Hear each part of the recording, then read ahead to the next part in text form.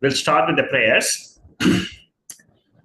Om Bhadram Karane Shruniyama Devaha Bhadram Pashe Makshadhirya Jatraha Stirairangaihi Stushtvagum Saschanubhihi Vyashema Devahitam Vyadayuhu Swastina Indro Vrittashavaha Swastina Pusha Vishvavedah Swastina Stakshorarishtanenihi Swasti no Brihaspatirdhadatu Om Shanti Shanti Shanti.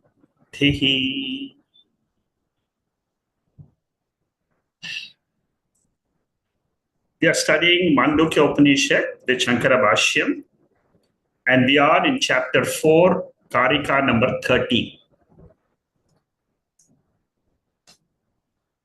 So Mandukya Upanishad ends with the 4th chapter, which discusses other schools of thought and Advaita Vedanta. So when you study this 4th chapter, this chapter is supposed to be for the seekers who are in the last final stages of moksha. There are brilliant arguments in this chapter. Whatever arguments you like, you can just keep a note of that. You need not look at all the verses, all the arguments, but there are a few arguments which will appeal to each one of you. So as we go through these verses, many schools of thoughts are being discussed. What is fundamentally important for you is how does Advaita Vedanta look at those schools? These arguments are extremely subtle to understand. They're very, very subtle. The reason why Shankaracharya writes a beautiful commentary on all this is because he knows very well, ultimately our buddhi has to get convinced. Our intellect has to get convinced of the truth. With that aim, if you study these Karikas, they will make a meaningful topic for you to understand and realize the ultimate truth. Let us jump into the Karika number 30, which we are studying in the current phase. In Karika number 30, it is a continuation of the topic which was discussed in Karika number 20. So Acharya tells us after Karika number 20, you can straight away come to 30. You can miss the 10 verses in between. Then the thought process will be continuous. That's what he is saying in this portion of his commentary. The 30th verse and the 20th verse are complementary verses. The main topic we are discussing in this 30th verse is a long commentary. But towards the end, Shankaracharya gives the final reasoning. That is more important as to why these other people, they talk about samsara, that means experience of sorrow, experience of rebirth. Why do they talk in a different way? What he says is, if samsara has a beginning, then it will certainly have an end. That is one point. The second very important point is, whatever we experience as sorrow, in life, according to the conclusion of Mandukya Upanishad, it is of a lower order of reality. It is only Vyavaharika Satyam, but it is not Paramarthika Satyam. So when you say it is unreal, the word unreal can be substituted with another word called Vyavaharika Satyam. At an experiential level, it is true that we experience sorrow. But what he says is, it is not the final fact.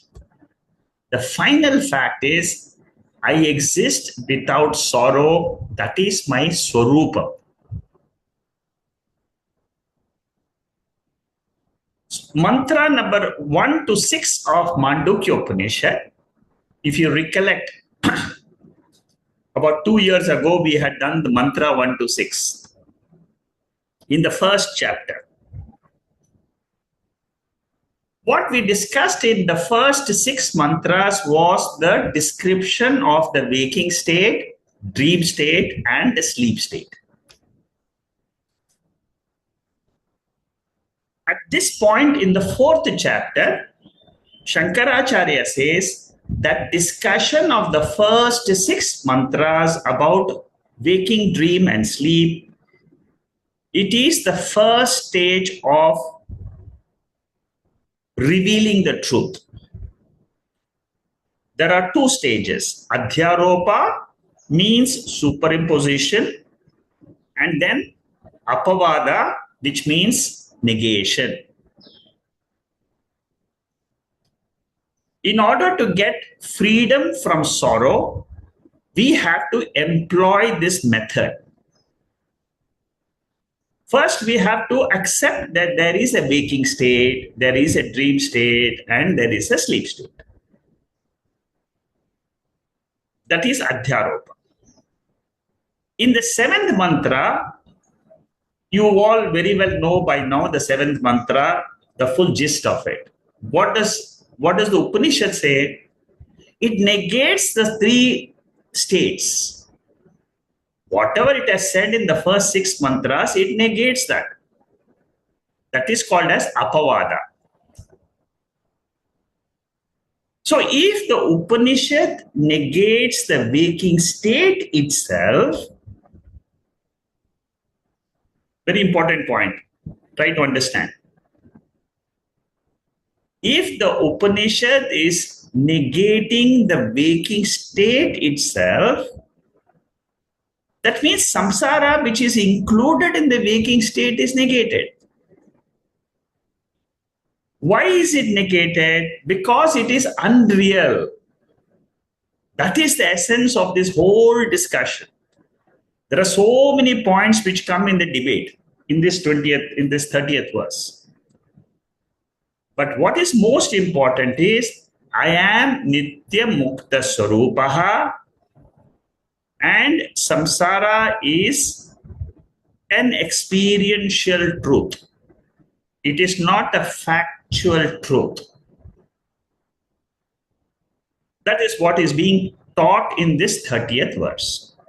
So I wanted to give you the gist of it so that the rest of the discussions are all immaterial, because we talk of so many different points in this from the Purva Pakshis and other schools of thought.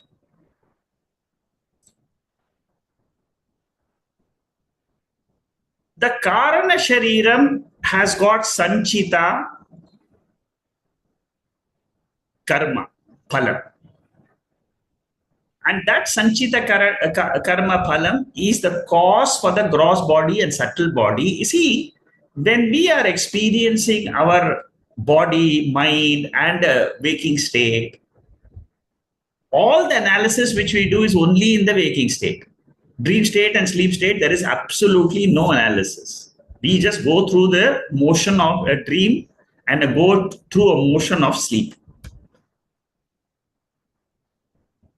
Only in the waking state we try to understand what is beyond this waking state.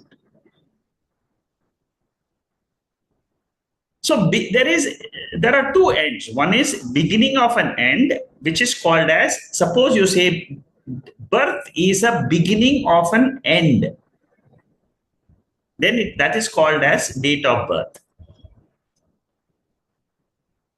What is death? The date of death is end of birth. That is another way of putting it. So anadi means there is no limitation for the past births. Anantam means there is no future limit for the future births. This is when you're looking at it from the body standpoint. Samsara is unreal only from Turiyam standpoint. Samsara is unreal. Therefore, there is no question of beginning or end. I mean, that is what Shankaracharya will say in the following slides. So he says in this, there is no question of his Purva Pakshi is talking about a series of seed, tree. Similarly, birth, karma, birth, action, birth, action, karma phalam and rebirth, karma phalam and rebirth. So he says there is a series of that. Shankaracharya says this seed and tree example is itself cannot be explained logically. That is what he keeps on saying. See, all the schools of origination, creation, if you study it logically, you cannot prove it. Similarly, in music also, he talks about 22 swaras, and then joining the swaras, it makes a raga. But then what he says is, without the individual swaras, there cannot be a raga. So beginningless samsara will never have an end. Suppose you say samsara means it is there, continuously it is there. He says that then that means what? You can never have an end to samsara. Why? Because you're taking samsara as real. You're taking the waking state as real. Therefore, you're saying it is endless and beginningless, and you're trying to understand the nature of samsara. This is how he is, Shankaracharya and Gaudapadacharya are both trying to analyze the Purva Pakshis, the oppositions. But there is only one goal for all the schools of thought. What is the goal? All the philosophers, they agree that their philosophy will end dukkham, sorrow. And then their philosophy will give freedom from rebirth, which is called as samsara. But Shankaracharya says, both these goals which you have cannot be possible as long as you are in Dvaitam. He says all this is only intellectual gymnastics. Science also comes out with theories of cosmology, the string theory, and so on. Astikas, they talk, Astika means Sankhya and Yoga. They have their own school of thought. Nastikas, Buddhist, Jains, and Charvakas, they have their own school of thought. The Tarkikas means the people who are very, very logic-oriented. They also come out with their own theory of what is this creation, which we have seen so far. But all of them, they take the creation as real. And what Shankaracharya and Gaudapadacharya are saying, as long as the samsara is taken as real, there cannot be moksha in your school of philosophy. You may say, my goal is to have freedom from sorrow, freedom from rebirth and all that. But what his claim is, I will prove to you that in your matams, samsara has a beginning, Therefore, it will be beginningless samsara, will be endless samsara. There is no question of moksha at all. Brihadaranyaka Upanishad, Shankaracharya quotes to prove his point. Dvitiyadvai bhayam bhavati. The one which is circled in red color, the red color box, that is the main word. What does this word mean? As long as you see Dvaitam, that means subject is separate, object is separate, you will not get freedom. See, all these points are very important for us, for those people who are trying to see the truth ultimately in the universe and the truth behind the jiva. So, anirmoksha prasanga, that means moksha is not possible, is one of the, it's the first dosha, first deficiency in the other schools of thoughts, other schools of philosophy, which is Dvaita Mata. Samsara never ends, moksha never begins. That is the first dosha. Then what is the second dosha? The second dosha is any moksha which is produced in time, if it arrives in time, then it will go away in time. Therefore, moksha cannot be in time. Very important point. This is a subtle point.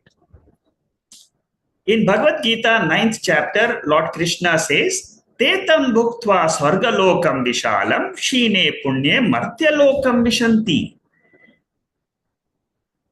When the merits are exhausted in the Swarga, then the jiva comes back to the same bhuloka.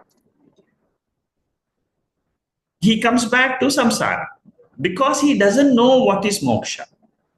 His mind has not traveled towards Advaita. That's what he means. Then he gives, so moksha which is produced by jnanam will result in end of samsara. Moksha which is produced by jnanam. Jnanam means what? Advaita jnanam, not Dvaita jnanam.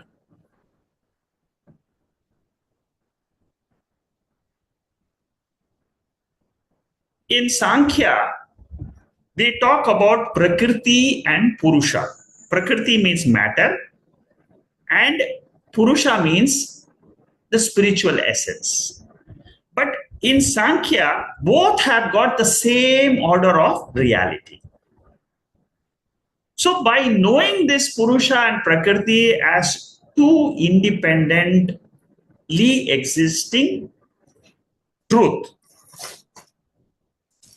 one will limit the other, therefore, it is not possible. Moksha is not possible. Another point he says here, which is again a very important point from our Advaitam school. The moment you negate the three avasthas, you are already in Turiya Brahma avastha. Suppose in meditation you tell yourself, I am not the waker, I am not the dreamer, I am not the sleeper. Full stop.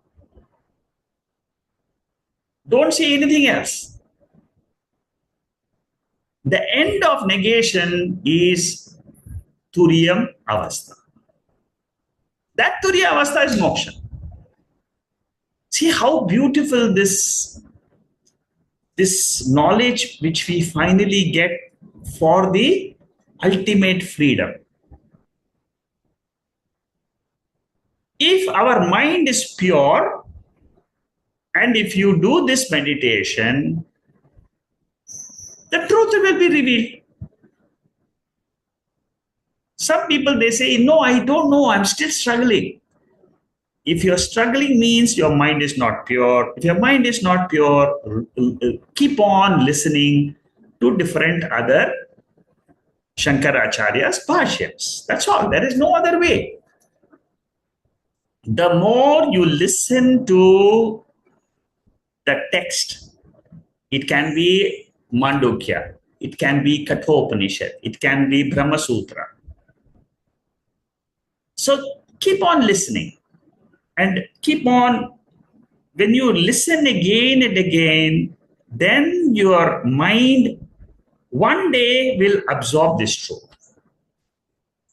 In Vichara Sagara, the advanced text, for which notes are available in the website, about 7,000 pages are there in Vichara Sagara. It took me 5 years to study Vichara Sagara. The text written by in about 700 or 800 years ago, it's one of the recent Advaita philosophers. Very good text, but it takes a lot of time to go through the texts. And the text is in topics. They have topic-wise discussions there. So there, it says the same truth what Shankaracharya is saying in this. In the ninth point here, when three avasthas are negated, we are in Turiya Brahma avastha. Full stop. There is nothing beyond that. If your mind is able to absorb this truth and accept it 100%,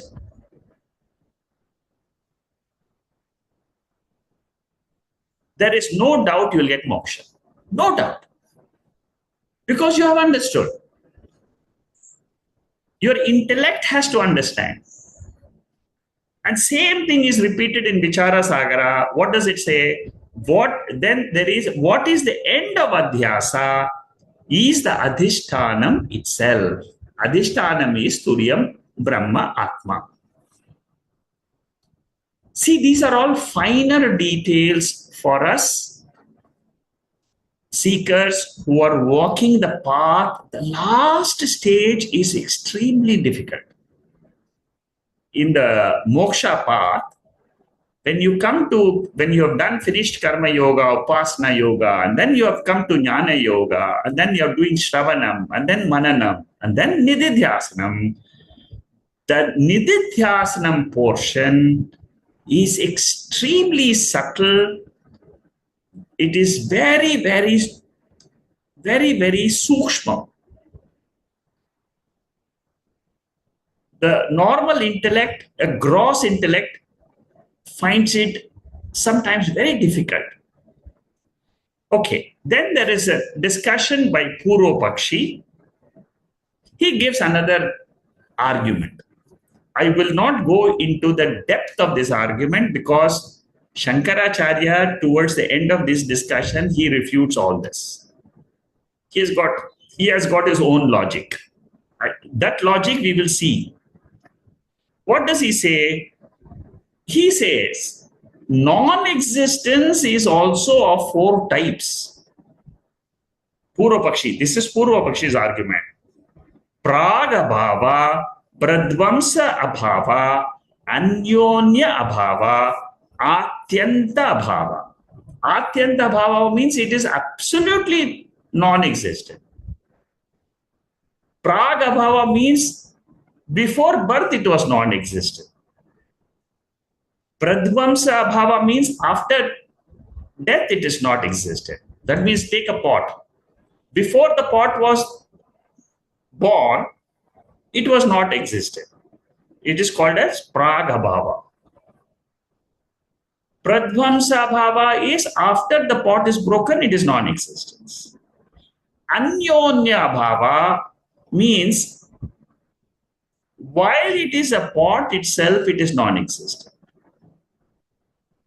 Atyanta bhava, it is eternally non-existence. These are all very, very logical arguments, but don't get too much involved in this. It is not important because ultimately Shankaracharya will give his own reasoning for this. So either you take the pot or a body for an example. So temporary objects have got pragabhava and pradvamsa bhava. that means before birth, before the production of pot, it is not there. After the destruction of pot, it is not there. Pradvamsa bhava and pragabhava. Taitriya Sikshavali, the first chapter of Taitriya Sikshavali, in the Bhashyam there, Shankaracharya discusses this different, these four bhavas. All these bhavas which are discussed, the four bhavas, Shankaracharya discusses in Taitriya Bhashyam. So before manufacturing date and after destruction, and that means there is no existence possible for the body as well as for a pot. Which means what? Prag abhava ends. That means the pot has a beginning, the pot has an end. What is Purva Pakshi saying? Purva Pakshi is saying, now let us apply that to moksha. When samsara ends, moksha begins. That is his Purva Pakshi's contention. That means samsara has a beginning and samsara has end once jnanam is attained. When samsara ends, that is what is called as moksha. So moksha has a beginning, and moksha, if it has a beginning, Shankaracharya says it will definitely have an end. It cannot be nitya. This is the reasoning of Shankaracharya. Purva Pakshi says it has a beginning, but it will end. It will end with jnana. Our moksha begins and it will be eternal. That means moksha will begin and it will begin and it will be eternal. That is what is Purva Pakshi's stance.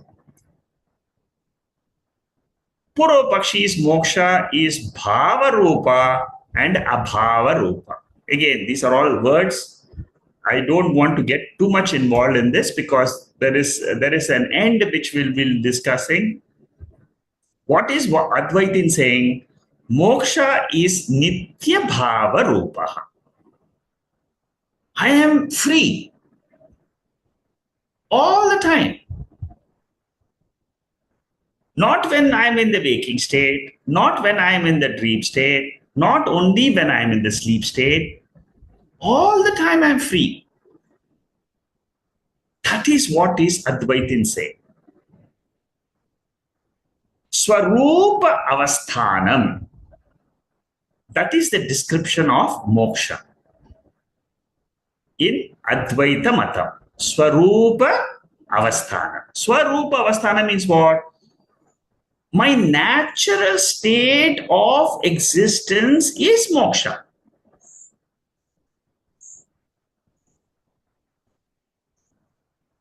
Shankaracharya says,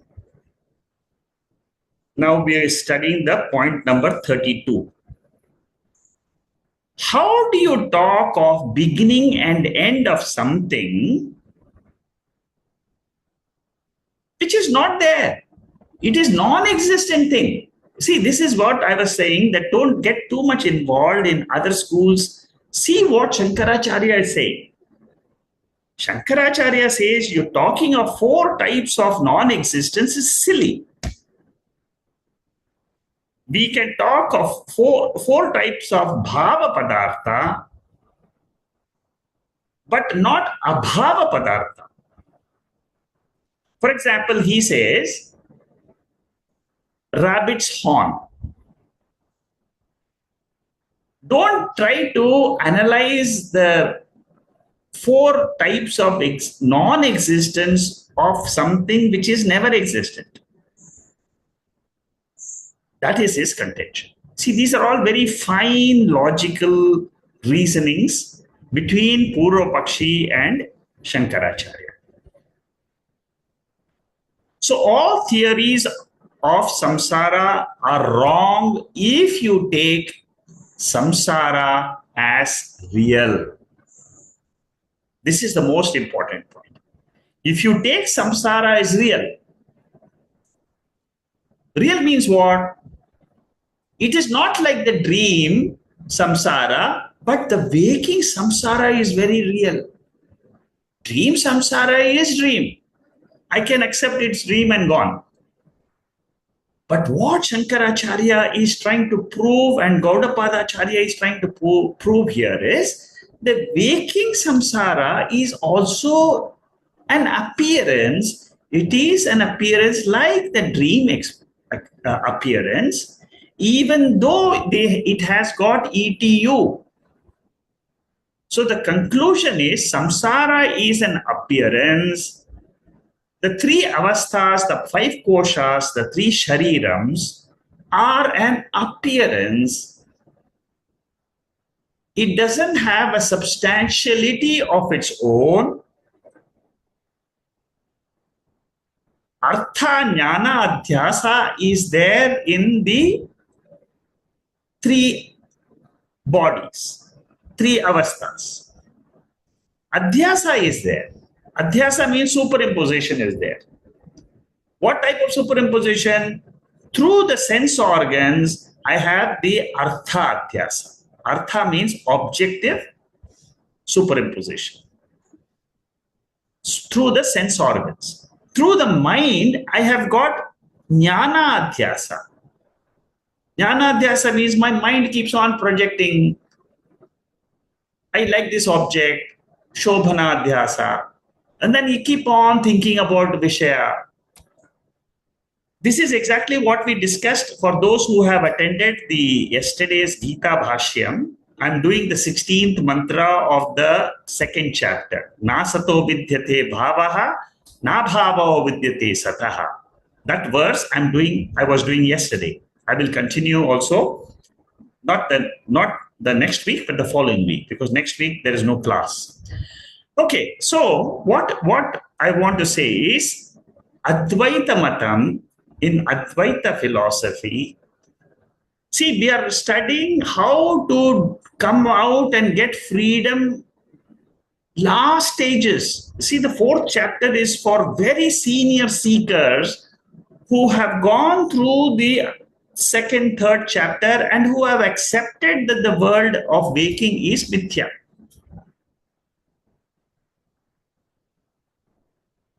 So if it is an appearance like the dream, what Shankaracharya says is nivritti of samsara as moksha is invalid. Can you talk about moksha for the dream state? Not possible. Because it's invalid. Similarly, he says waking is also invalid. Don't talk about moksha of a person. And so what is moksha according to Advaita? Look at the right side box. Moksha according to Advaitam is negation of appearance as mithya vastu. Waking state is mithya. Negated. That's what we do in the seventh mantra. The moment you negate it, you are in Swaswarupa Avasthanam. Swaswarupa Avasthanam is my natural state. All of us, each one of us who is going through this Mandukya Upanishad can tell yourself that my real nature is Swaswarupa Avasthanam, which is Turiya Avasthanam. The moment you say, my natural state is without the three waking state, dream state, sleep state, and your intellect is accepting it as 100% truth. You have complete faith in the Veda. Complete. You don't have a single doubt that Veda is a pramana. then moksha is in your palm. Very beautiful conclusion of Karika number 30. Advaitam says, left side, it is all mithya. Right side, it says, Swaswarup avasthanam is moksha. This particular slide, 4104, is extremely important. Keep at the back of your mind because this will decide your understanding of what is moksha, and very, very important. Keep a note of it. Sometime you should also make your own notes, but make it brief. Before writing down, you must think and say, I want to revisit this sometime in future, because it has got tremendous depth in this portion. Okay, as long as you've understood the final conclusion of Shankaracharya, the rest of the discussions doesn't make so much of a difference. Prag abhava, pradvamsa bhava, these are all technical terms. It doesn't really make it so important. Now let's go to the 31st verse. Adavante chayannasti Adavante chayannasti Vartamanepi tatthata Vartamanepi tatthata Vitathai sadrishaha santaha Vitathai sadrishaha santaha Avitatha iva lakshita Avitatha iva lakshita. Okay, four verses, 31, 32, 33, 34. 4 verses which we are now going to see, they are all repetitions of what we have studied in the second chapter. I will tell you one by one. It is exactly the same discussion. So Shankaracharya doesn't write too much of a commentary for these verses. He just says, look at the previous commentary and then apply the same here. Why does Gaudapadacharya repeat these 4 verses once in the second chapter and once in the 4th chapter? Because whatever he's saying here are extremely important for a Sikh. Let us look at the 31st verse.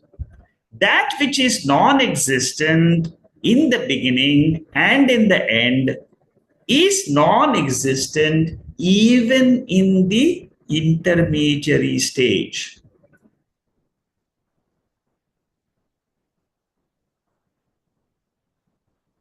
Before the birth of the body, this body was not there. Agreed. At the end of the birth, this body will not be there. That means before also I was without the body. In the end also, I will be without the body. In the intermediary stage, I am experiencing a body and a mind and a lot of experiences. 60, 70, 80, 90 years of experiences.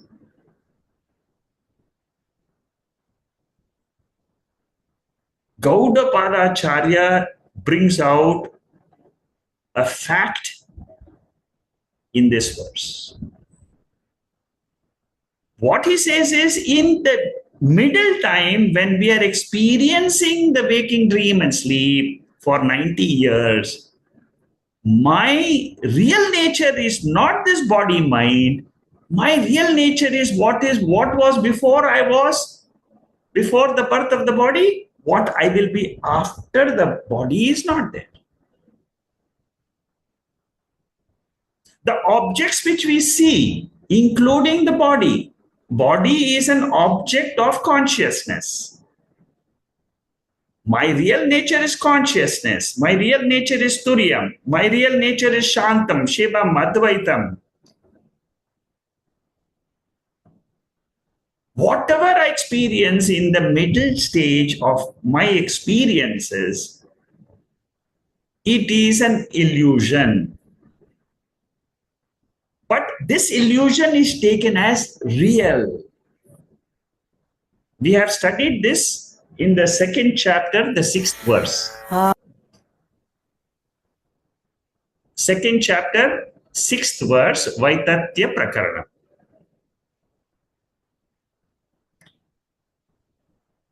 In other schools of Dvaitam, they take cause is also Satyam, effect is also Satyam. Both are taken as Vyavaharika. In Visishta Advaitam, Brahman is Satyam, Jagat is also Satyam. We have to go to Vaikunta, do Kainkaryam, and eternally do Seva, and that is what is called as Moksha in Visishta Advaita. In Dvaitins, which are Astitvavadis, they study Bhagavad Gita, Upanishads, and Brahma Sutra, and then they arrive at a wrong conclusion of Dvaitam. World is also real. I, the consciousness, Purusha, is also real. Brahman is supposed to be Karanam, Jagat is Karya. What is Advaitin saying? I am Karana Karya Vilakshanam. So, according to Astitvavadis and Visishta Advaitin and Dvaitins, basically, there is no moksha possible. This is a very important, it's a very important conclusion of Gaudapadacharya. If Prakriti is Karyam and Purusha is Karanam, both are Satyam. That is why we say that is Karana Karya Vilakshana Atma.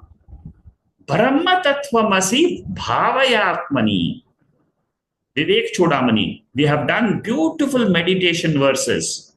We have done meditation on those verses.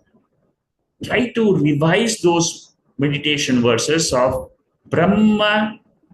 For those who are interested, you can write to me. I can tell you the verse numbers of the Vivek Chodamani. If you go through the Vivek Chodamani verses for meditation, you will find it there. So, if Jagat is Satyam, we can't logically explain creation. That is the fundamental argument of Gaudapadacharya. To get moksha, we have to escape from samsara. To escape samsara, there is only one route. Why? What is that route?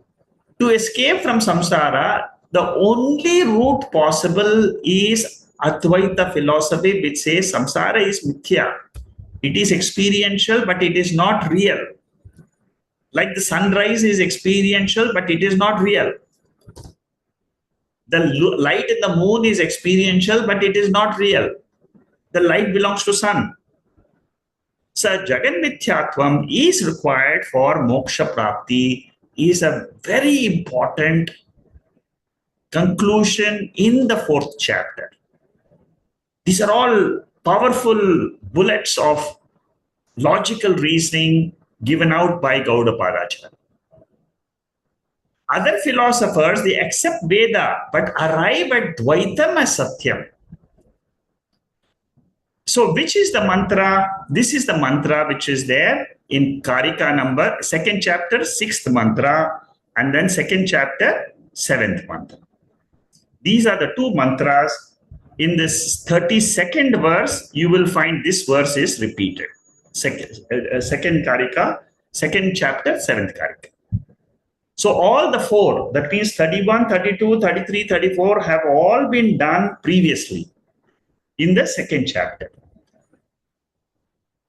So only Nastika schools have Mithyatvam chapter 4, Kartika number 31, which is the current verse, is the same as the second chapter, 6th verse. Therefore, we go to the next verse. Next verse is also repetition. But let's listen to Vijaya's. सप्रयोजनता तेषाम् सप्रयोजनता तेषाम् स्वप्ने विप्रतिपद्यते स्वप्ने विप्रतिपद्यते तस्माद्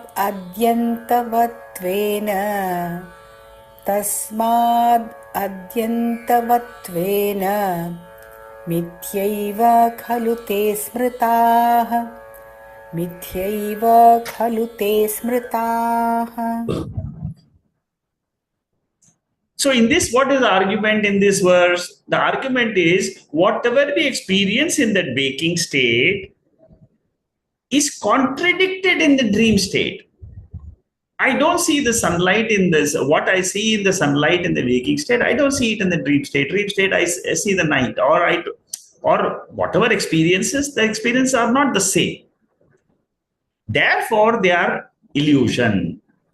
You see, in all these mantras, the central point is whatever we are experiencing in the waking state is illusion.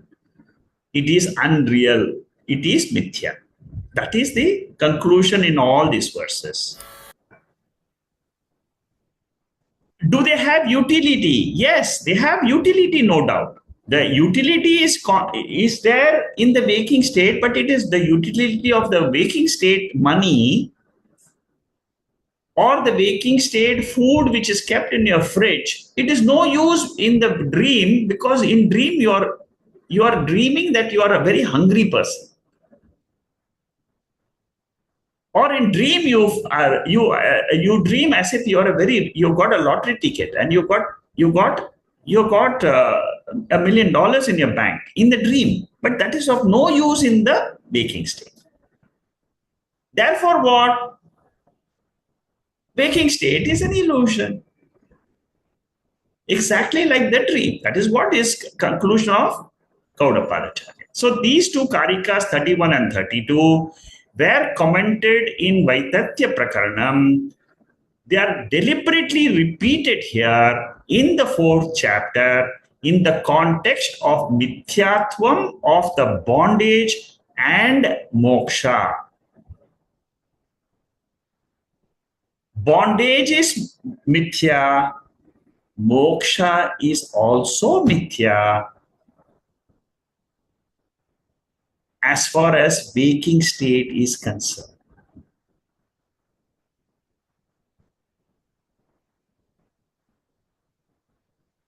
Now Purva Pakshi says, tell me what is the definition of mithya? You are repeating all this. It is for Purva Pakshi who wants a definition of mithya. What we say is, for the world, never use the word creation or origination. Suppose you use the word creation. World is a creation. World has originated at some time in the past. Could be 2 billion years ago.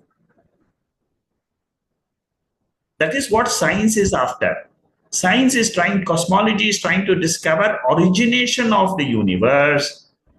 Gaudapadacharya says, don't look at the origination of the universe or origination as of this waking state which we are experiencing. Don't call it creation at some time by some god in some place. Don't look at it that way. How should I look at it? Like the dream which was appearing for me, similarly, the waking world is appearing for me.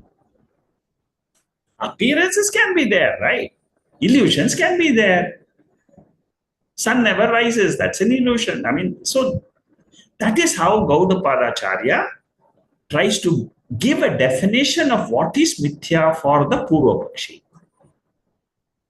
What he says is, If you take world is mithya or an appearance, then Vedanta will work for you. This is a bold comment by Gaudapadacharya.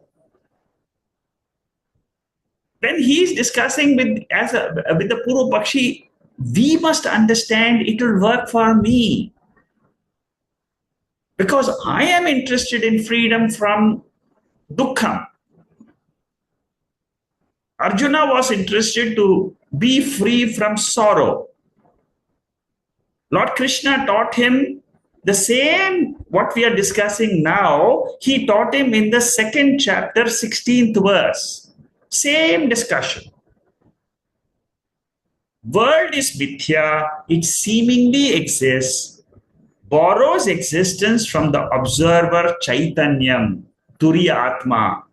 Turiya Atma is Chaitanya Swarupam. That is my natural state, Nitya state. It is available for experience. What is available for experience? World is available, body is available, mind is available. It has got utility and transactability. That is why I'm saying every time, go through the life. Good and bad, doesn't matter. But have the knowledge of Mandukya Upanishad or Bhagavad Gita. Same truth is being discussed in both. If you understand Mandukya, you understand Bhagavad Gita. If you understand Bhagavad Gita, you will understand Mandukya. In the second chapter, Sopna was taken as an example to prove that Jagrat is Mithya. So whenever you want to prove, whenever you're thinking about the waking state, if you want to know that waking state is Mithya, try to go back and see and analyze your dream experience. Very important. These are all fundamentals of Mandukya Upanishad. Okay, so that was discussed in the second chapter itself. I told you this mantra is a repetition of the seventh mantra of the second chapter. Now let's go to the 33rd verse. 33 and 34 is also a repetition of the second chapter, the first mantra and the second mantra. सर्वे धर्मा मृषा स्वप्ने सर्वे धर्मा मृषा स्वप्ने कायस्यान्त निदर्शनात्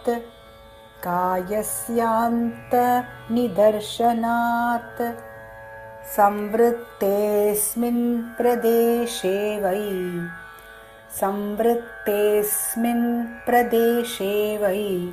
भूतानां दर्शनं कुतः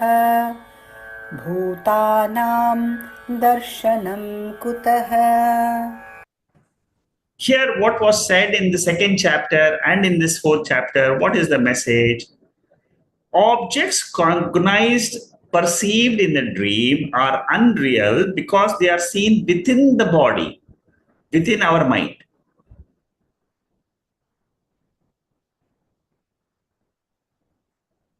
And within the mind, there is no space for those objects. We see a big aeroplane, I'm flying off to some place, to London or some other place. In the dream, that plane is so big, it's not possible to accommodate that plane in my mind.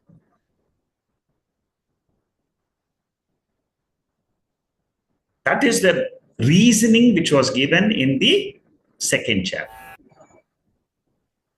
And because it's not possible, we say it is Vaitatya. It is unreal. Karika number second chapter, first mantra is in 33, second verse is in 34. These are the two mantras of the second chapter, first Karika, second chapter, second Karika. In one, we say the space is not there. In another second verse, we say time is not there. in dream, it is within a matter of, say, even if you dream, they say normally dreams are only for 1.5 minutes, 90 seconds, they say. Some scientists, they say it's only, a dream is there only for 90 seconds. But it feels for us, it is there continuously for 2 hours or 1 hour or 3 hours. So, Advaitin has two jobs. One is to define mithya, and then he has to give examples. The example he gives in the for mithyatvam is dream. And the second example he gives is rope snake.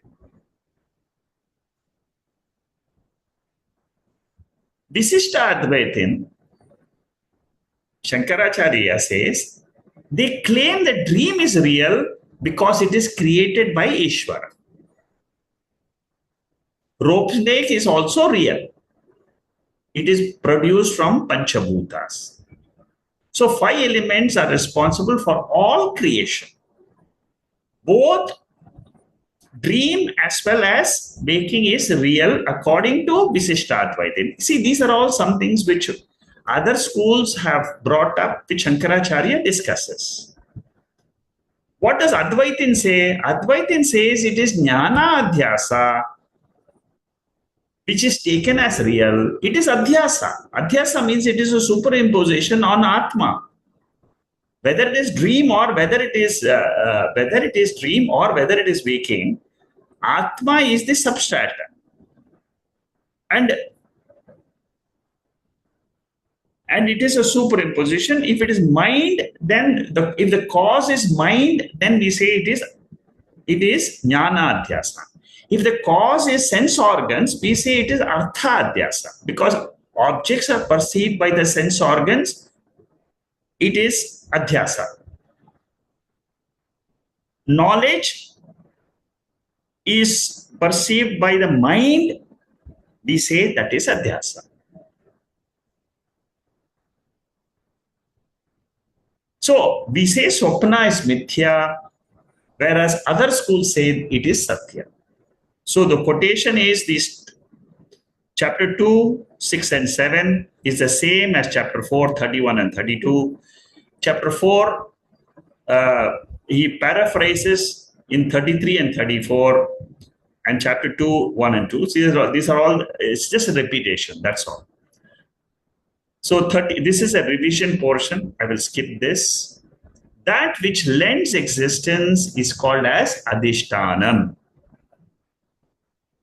So, what does Advaitin say? Advaitin says world is Adhyasa. Adhyasa means it is superimposition. World is not Karanam, it is not Karyam. According to Advaitin, it is not Karyam. World is made of Panchabhutas, but world is not Karyam. It is Adhyasa. It is a super. Even the Panchabhutas are Adhyasa. That's what it means. But Adhyasa happens where? You see, rope snake has got rope. What he says is, dream has got waker. Now, waker also has got Atma, which is Turiyam. Turiyam lends existence, therefore it is called as Adhishtanam. Don't forget the definition of Turiyam in Taittiriya Upanishad. Satchit Ananda. Satyam Jnanam. Satyam stands for existence. So the world, how do I look at it myself? I am Turiya Atma. I give existence, I lend existence. In the waking state, I lend existence to my body, to my mind, and the world. Through the body, mind, I experience the world. Who am I? I am Turiya Atma. So as Turiya Atma, world is superimposed on me. So what is relationship between me and the world? It is not Karya Karana relationship, but it is Adhyasa Adhisthana Sambandha. See how these notes which I have prepared, slowly if you read after you understand, And if you revise this later on and come out with some major reasoning points, if somebody wants to revise, I would suggest do the following. What do you do? Take out all the important reasons given by Shankaracharya and Gaudapadacharya to say that world which we experience in the waking state is mithya.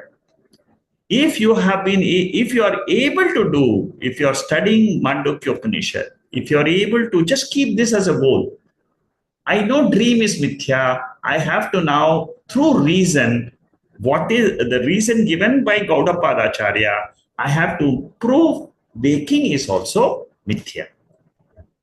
One of the important reasons is this one, what we are studying right now.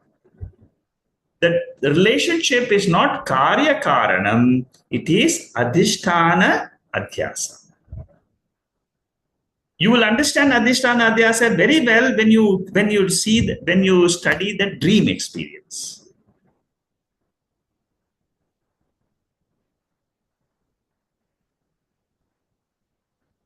Suppose you say, no, I love karya karana, I am fond of it, I want to use only karya karana sambandha. Then Shankaracharya says, you say it is vivarta karyam and vivarta karanam. Vivarta means changeless. Changeless product and changeless cause. Changeless product, you call it as adhyasa. Changeless cause, you call it as adhisthana. It is just a language. Like suppose you want to say it's you don't want to say it's a developed country. So what do we call? It's a developing country. That means it is underdeveloped actually. It is not developed country. So what do we say? We say developing countries. So similarly, you say it is vivarta karanam. Vivarta karanam means what? Turiyam is vivarta karanam. It is always vivarta karanam. Vivarta karanam means changeless cause. Whenever we experience the world, I am there and the world is there. I am the adhishthanam and the world experience is adhyasa. World is also changeless. Every time I experience the same world. Changeless world. World I experience every day, I see the same mountains, rivers. So it's a changeless cause and a changeless product. This is another way Shankaracharya brings it out in this commentary. So rope snake is Rajju Vivarta Karanam. So once you have understood that what is Vivartam and Vivarta Karyam and Karanam, then all these are just examples. Swapna, real creation of Ishvara for Jiva's karma phalam, exhaustion. That is what Visishta Advaita says. Gaudapada Acharya says Swapna is mithya. Dakshinamurti Stotram, it says that whatever we see in the mirror is mithya.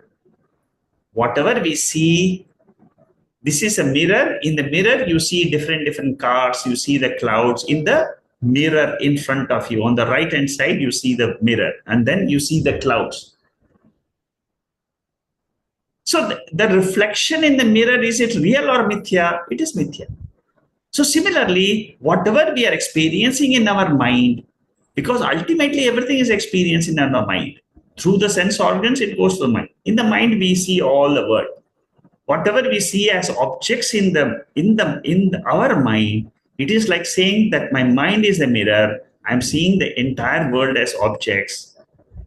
So city seen in a mirror is appearance. The entire experiences of 90 years, 100 years of ours, it is an experience in the mirror called mind.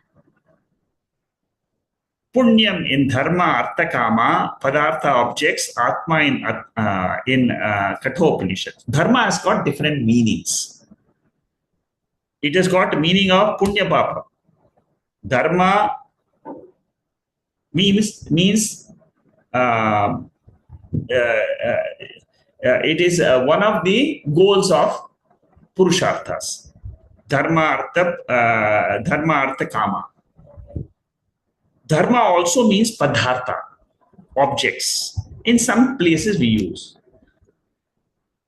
Dharma also means atma in Kathopanishad. It's just a side information, that's all. So these are the things which we have seen before in Karika 1, and it's a repetition. So what I'm saying is that this particular reasoning has been said before also. I'm whatever these are all just repetitions of what we have discussed. So I'm skipping them. In both dream and waking, it is the antakarana vritti. In dream also it is a vritti form we experience the world. In the waking state also we experience the world in vritti form. You are listening to my class. I'm speaking words. You're listening, but the words are coming into your brain. It is causing an image, a change in your mind. Ultimately, it is a vritti, a sound vritti. They are very, very subtle, but that is what happens in all of us. When we wake up to this adhishtanam, turiya atma, Jnani proudly claims that Mayeva Sakalam Jatam, Mayi Sarvam Pratishtitam, this 19th verse of Kaivalya Upanishad, very, very important verse. Because when you get moksha, this verse will be 100% true for you. Because you're woken up to your real Swarupa. And then you can say the world is born out of me, the Chaitanyam or Turiya Atma, and the world resolves in me, the Turiyam Chaitanya. So whatever has been said before is clarified, re-explained in 33, 34, 35. So we have seen 31, 32, 33. 34th verse, let me just play this. न युक्तं दर्शनं गत्वा न युक्तं दर्शनं गत्वा कालस्यानियमाद्गतौ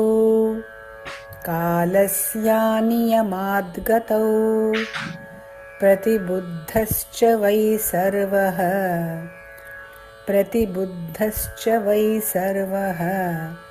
तस्मिन् देशे न विद्यते.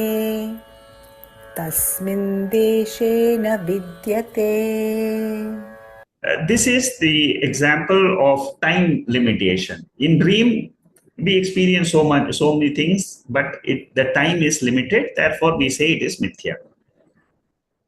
And on waking up, we find ourselves in the same bed when we went to sleep. Therefore, whatever we dream, we say it is mithya.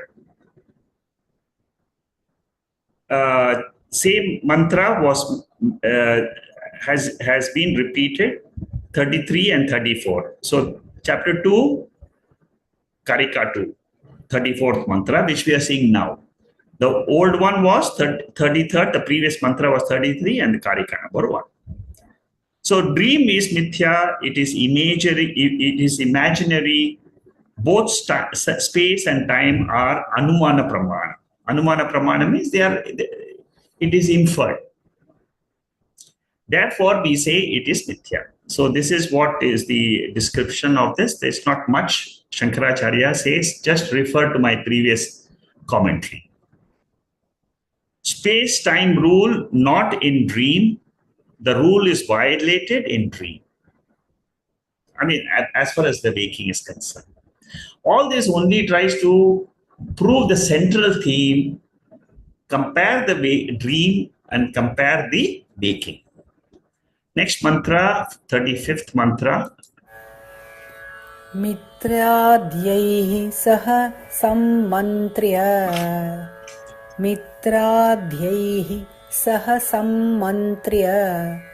सम्बुद्धौ न प्रपद्यते सम्बुद्धौ न प्रपद्यते गृहीतं चापि यत्किञ्चित् गृहीतं चापि यत्किञ्चित् प्रतिबुद्धो न पश्यति प्रतिबुद्धो न पश्यति Here, another simple reason Gaudapada Acharya brings it is, what he says is, in dream, suppose you're conversing with your friends. In dream, suppose you speak to your friend in dream, let us go to Switzerland for a holiday, and then you wake up and you see the same friend outside. And then you ask the friend, didn't we discuss about going to holiday in Switzerland? He says it is not possible.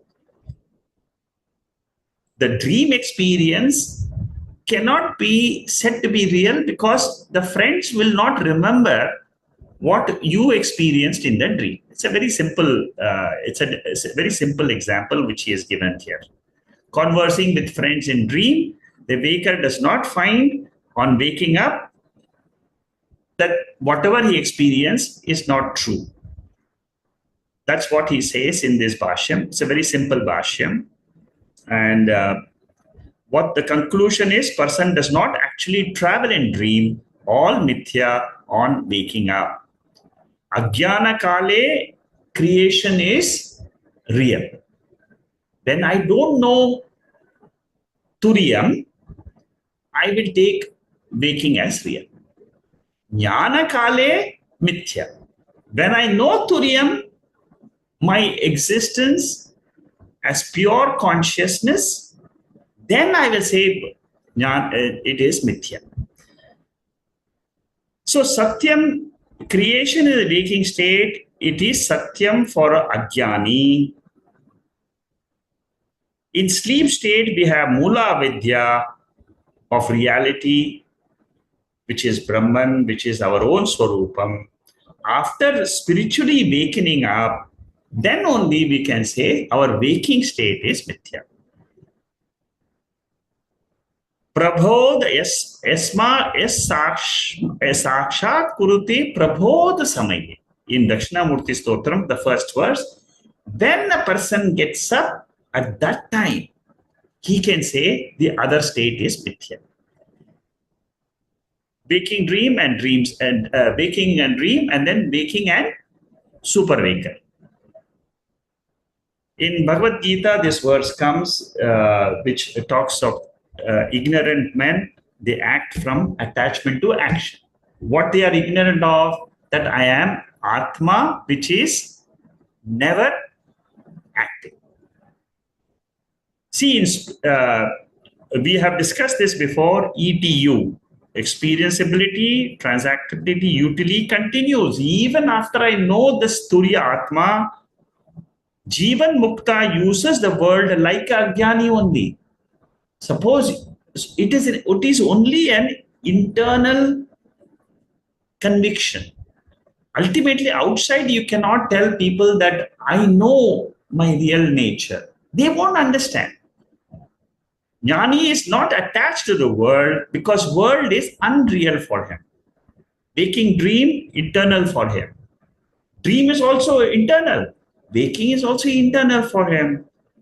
Jagrat is appearance in Chaitanya. So that finishes the 35th shloka. These are all simple shlokas, so I'm going a little bit fast. Next week, we'll start with the 36th shloka, the 36th Karika, and 4141. Okay. Like I said before,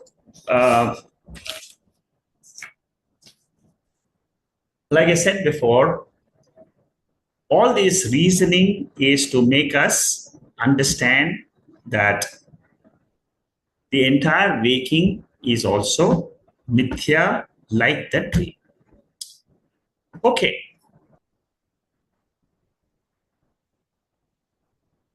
Oh.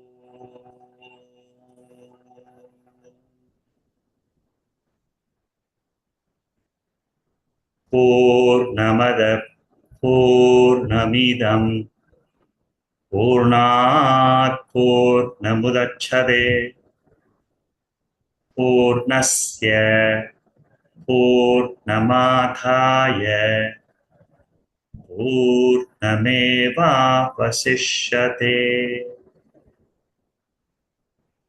ॐ शान्ति शान्ति शान्तिः